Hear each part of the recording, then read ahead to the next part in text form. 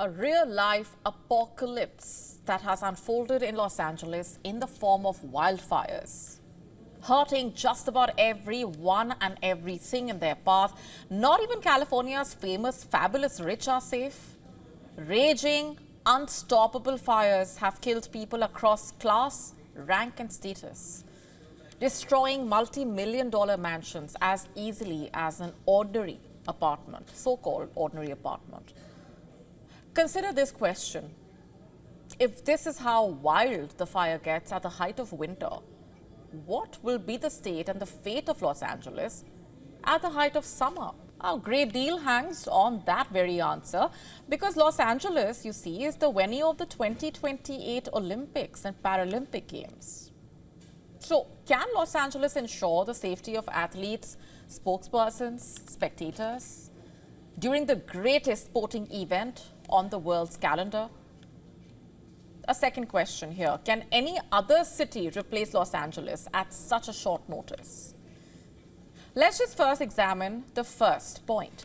The Olympics are the world's premier sporting event. We all know that. They feature thousands of athletes from around the world. They compete in a variety of competitions.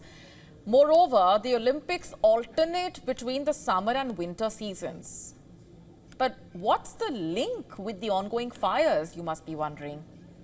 First and foremost, as we all know, fire is unpredictable. Did anyone imagine that the fires would reach where they have, destroyed homes in January 2025?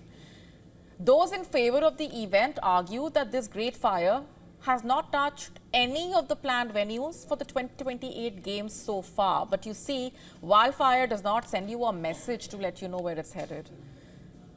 They are called wildfires for a reason. In fact, experts have raised concern over the feasibility of hosting a big-ticket event as the Olympics, also known as LA 28, to be spread over 80 venues across the length and breadth of the city. And what's more, the event will span 17 days, demanding an investment of close to $7 billion and is expected to draw about 15 million visitors. Now, the wildfires, fast steering into several paths, have put pressure on both LA, the host city, as well as the private committee in charge of raising funds and organizing the games to figure out ways in which the event can be conducted unhampered in 2028, when LA might still be in recovery mode, reconstructing buildings, lost properties and structures. But what's the status of the planned venues for the games for now? Many of these venues are situated outside what could be regarded as high-risk fire zones, and with the fire sparing stadiums and other venues so far. But one cannot be absolutely sure, given the rate at which the infernos are ripping through the city, driven by high-speed winds. But just how near or far are they located from the danger zones? You see, the prestigious Riviera Country Club, planned to host the Olympic golf tournament, is situated in the affluent neighborhood of Pacific Palisades, parts of which have been reduced to ash and rubble.